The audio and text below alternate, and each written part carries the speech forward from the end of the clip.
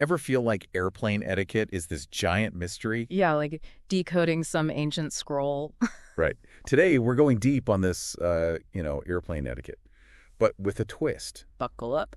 Exactly. Yeah. We're looking at whether men and women, actually see things differently up in the air. See if those Mars-Venus stereotypes actually hold any water at 30,000 feet. Our source. In the data skies, we take our flight. Trends and numbers come to life. Colors and charts, they dance and play. Showing truth in a visual way. In GenderDecoded, we uncover truths and stories like no other. In the data waves we find the secret maps of humankind.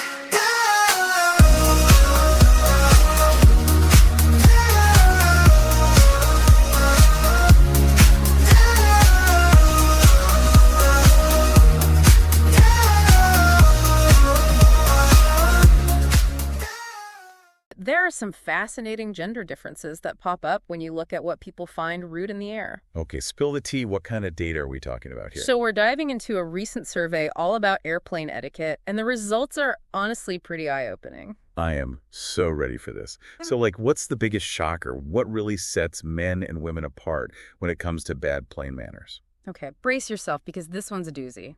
It's all about those tiny travelers' babies on board. Wait, hold up. Are you telling me people actually find it rude to bring babies on planes? Well, according to the survey, yeah. A significant number of people do. And the real kicker is there's a whopping 14% difference between how men and women feel about it. 14%. That's huge. So, are dudes just way more bothered by crying babies than women are? That's exactly what the data shows. Men are significantly more likely to find it rude to have a baby on board. That's interesting.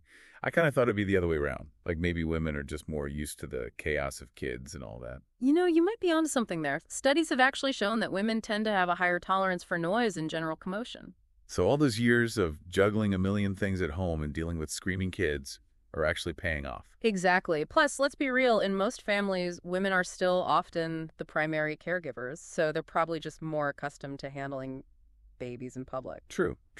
And I bet there's also that whole empathy thing going on. Women are often seen as being more nurturing and understanding. Yeah. And there's research to back that up, too. Studies suggest women might be more empathetic to a parent struggling with a fussy baby. It's not just about being used to it. It's about actually feeling for the parents and maybe the baby, too. It's like that whole noise-canceling headphone situation. Maybe men are secretly wishing they had those on every flight. Makes sense. Speaking of trying to tune things out, the survey also uncovered something pretty surprising about those dreaded middle seat bathroom breaks. Oh, tell me about it. I'm always the one stuck in the middle. Right. So the survey found that women are actually more likely to find it rude to wake someone up to get to the aisle. Wait, really? That's so counterintuitive. I would have thought women would be all about asserting their bladder rights. Me too. Yeah. We've all been there, right? That feeling when you got to go, but someone's snoozing peacefully in your way. Exactly. But the data suggests women are more hesitant to disrupt someone's sleep, even if it means holding it in a bit longer. I wonder if that's like a socialization thing. Yeah. Women are often taught to be more polite and accommodating. It could be. Or maybe it goes back to that empathy factor again. They're just super aware of how annoying it is to be woken up. It makes sense. It's like you're putting their comfort above your own, even when you're totally bursting. It's like a whole different level of airplane etiquette. Right. So we've got men who are bothered by babies and women who are hesitant to wake people up for bathroom breaks. It's almost like we're from different planets. It is pretty wild.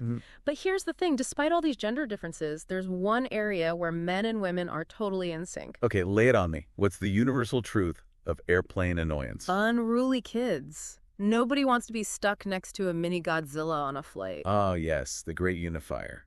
I think we can all agree on that one. Absolutely. It transcends gender. It just highlights that basic understanding of respect for shared spaces. Totally. And the survey actually found that men are slightly more bothered by unruly kids than women. Maybe they just haven't perfected that noise tolerance yet. Huh. Makes you wonder what their go-to survival tactic is. Earplugs. Meditation. Maybe they just close their eyes and dream of that noise-canceling utopia. Fair enough. So, okay, we've covered babies, bathroom breaks, and unruly kids.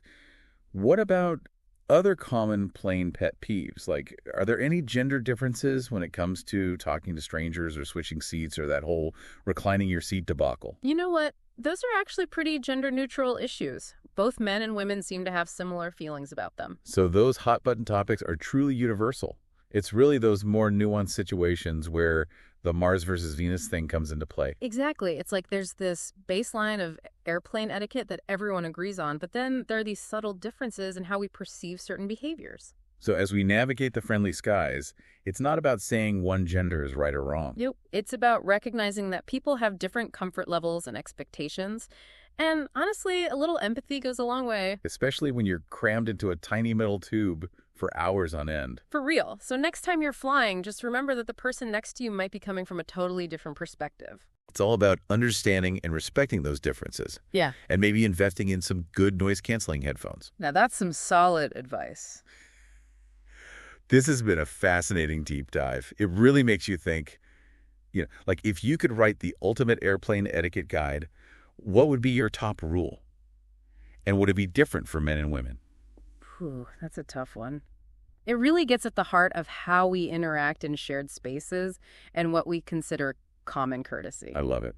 Definitely something to ponder next time you're boarding a plane. Absolutely. Safe travels, everyone. Thanks for joining us for another deep dive.